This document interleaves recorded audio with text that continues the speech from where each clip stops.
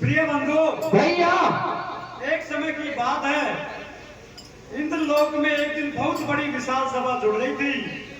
उस सभा में सभी देवता, ऋषि, महर्षि आदि सभी मौजूद थे। उस सभा में एक प्रसंग चला आता है। कौन सा बेटा? और कहने लगा कि संसार में सबसे बड़ा दानी कौन है। गुरु वशिष्ठ जी खड़े हो जाते हैं और कहने लगे कि महाराज इंद्र, अयोध्या नरेश राजा हरिश्चंद्र इस संसार में सबसे बड़े दानी हैं। जय हो।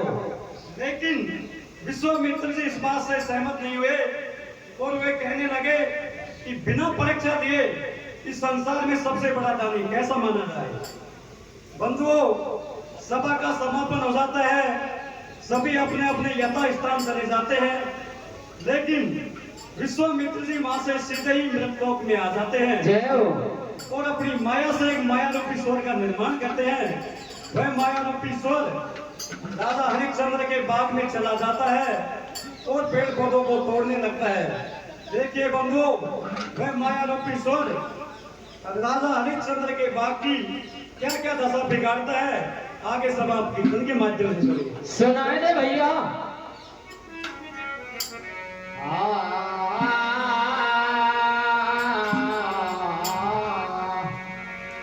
अरे इंद्र की सभा कैसे जुड़ी रही है, मेरे भैया का करनो चाहिए। मेरे नारद जी बुलवायो है, ऐसो जान सुनायो है, करके जान सुनो मानी, कौन जगत में है दानी या मंदलोक में। आती है जियो बात मारे एक समझ नहीं आवे। इंद्र की सभा कैसे जुड़ रही है, मेरे भैया कहाँ करना चाहिए। मेरे नारद जी बुलवायो है, ऐसा जान सुनायो है, करके जान सुनो वाणी, कौन जगत में है दानी या मंदलोक में। आती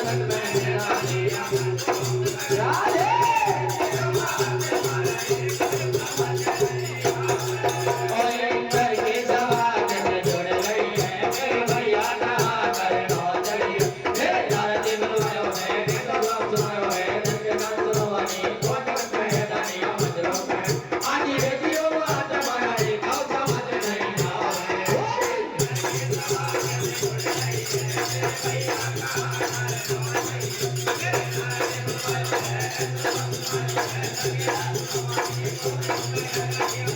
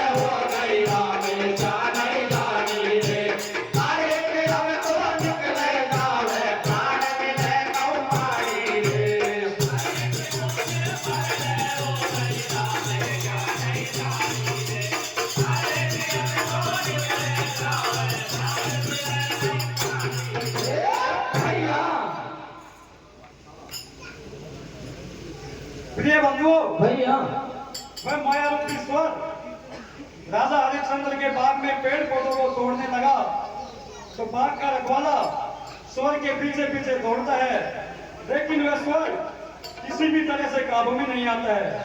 बाग का रखवाला परेशान होकर के राजा हरिश्चंद्र के पास चला जाता है और उस स्वर की शिकायत करने लगता है।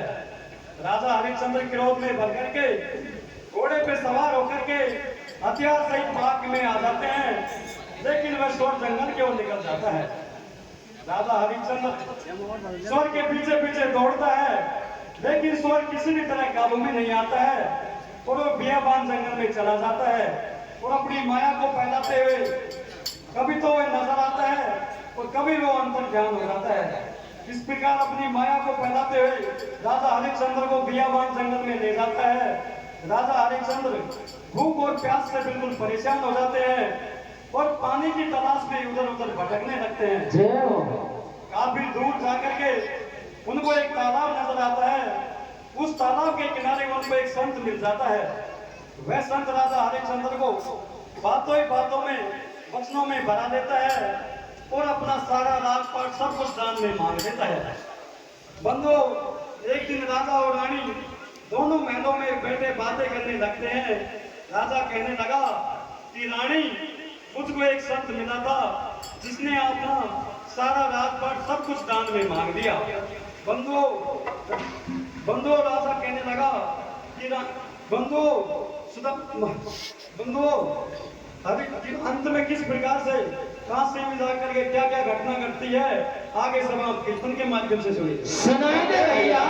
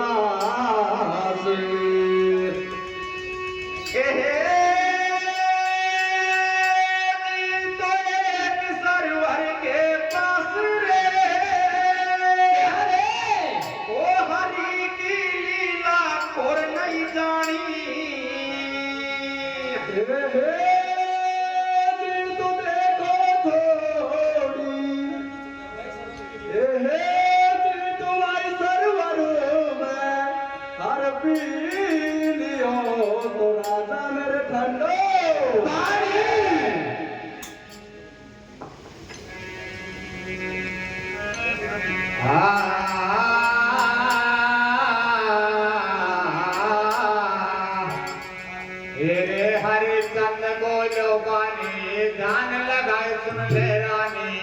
सारा काया वे मन में, संत मिलो को मन में सब कुछ दे दियो। वो मैंने दे दियो सगलो, राज दान कर दियो। वो दुनिया में अपनो नाम अमर कर दियो। हरिश्चंद्र बोलो वाणी, ध्यान लगाए सुन ले रानी। सारा कैया वे मन में, संत मिलो को वन में सब कुछ दे दिया। ओ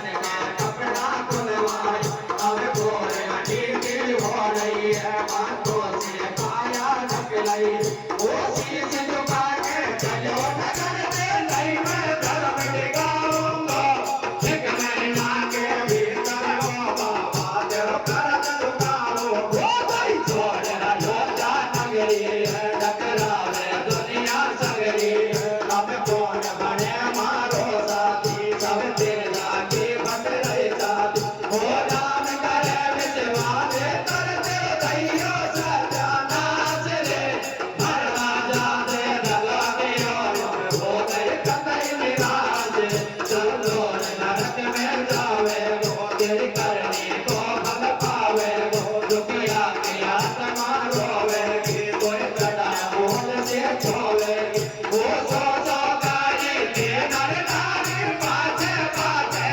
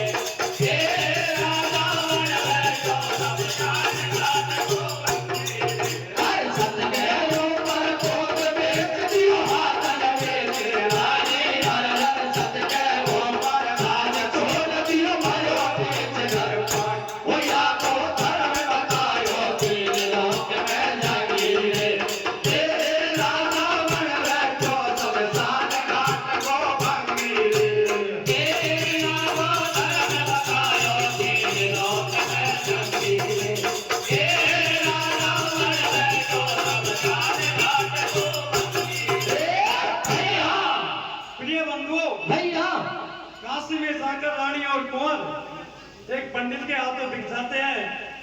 इधर राजा हरिश्चंद्र कालू भंगी के द्वारा खरीद लिए जाते हैं।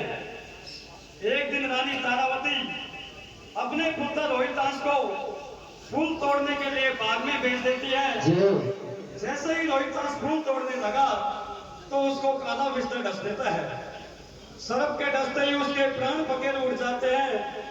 जब यह खबर रानी के पास पहुंचती है तो रानी रोती बिलखाती बाग में आ जाती है और अपने पुत्र की लाश को छाती से लगाकर घोर विलाप करती है और कहने लगी, अरे भगवान, मैंने आपके साथ ऐसा कौन सा घोर अन्याय किया है जो आपने पहले तो मेरा सारा राजपाट सब कुछ छीन लिया, फिर मुझे पति से अलग कर दिया।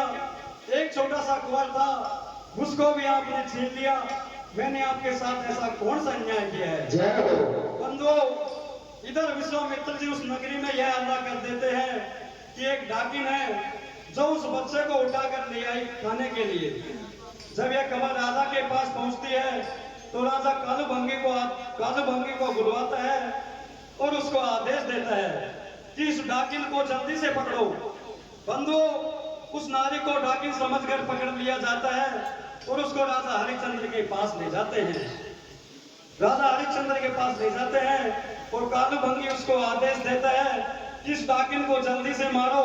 लेकिन बंधुओं, नौकर के वेश में राजा हरिश्चंद्र मना कर देते हैं और कहने लगे कि मैं औरत के ऊपर हथियार नहीं चलाऊंगा। कालू भंगी गुस्से में भर जाता है और कहने लगा कि तू मेरा नौकर है, मैं कहूंगा जो तुझे करना पड़ेगा। इतनी बात कह करके कालू भंगी अपने घर चल देता है। इधर वह रानी उन जल्लादों से हाथ जोड़कर प्रार्थना करती है कि मैं डाकिन नहीं हूं, यह पुत्र मेरा ही है। आप मुझे इसका दाह संस्कार करने के बाद भले ही आप मुझे मार देना, इसका मुझे कोई गम नहीं है। बंधुओं, रानी उस पुत्र की लाश को लेकर के शमशान घाट पहुंच जाती है और जैसे ही दाह संस्कार की बातें करने लगती है तो इधर राजा हरिश्चंद्र घर की मांग कर लेते हैं। बंधुओं, आखिर में रानी को घर के रूप में अपनी आधी साड़ी फाड़ कर देनी पड़ती है। ऐसे दृश्य को देख करके भगवान का सिंहासन हिल जाता है और सभी देवता विचलित हो जाते हैं। बंधुओं, अंत में किस प्रकार से सत्य की विजय होती है, आगे सब आप कीर्तन के माध्यम से सुनिए। सुनाए दे भैया।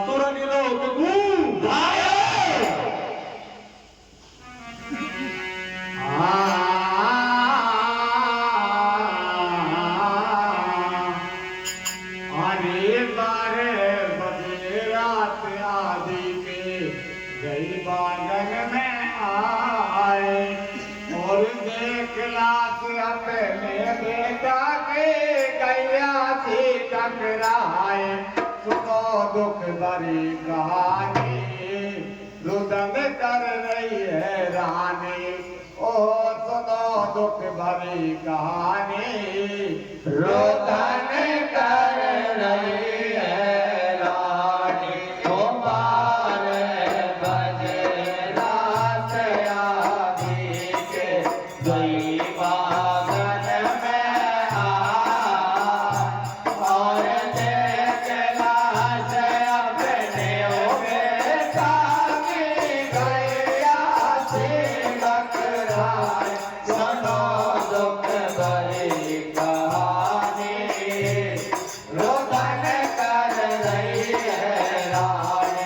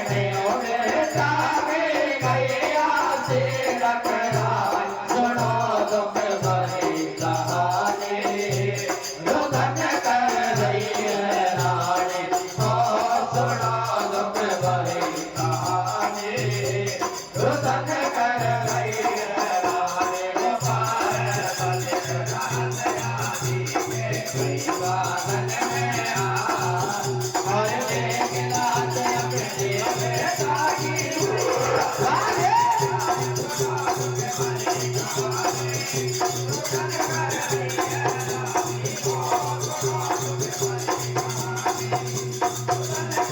वो 12 बजे रात अभी गई बागन में आए और देख लाज अपने बेटा की गैया सी बकराज सुनो दुख भरी कहानी रुदन कर रही है रानी ओ सुनो दुख भरी कहानी रुदन कर रही है रानी ओ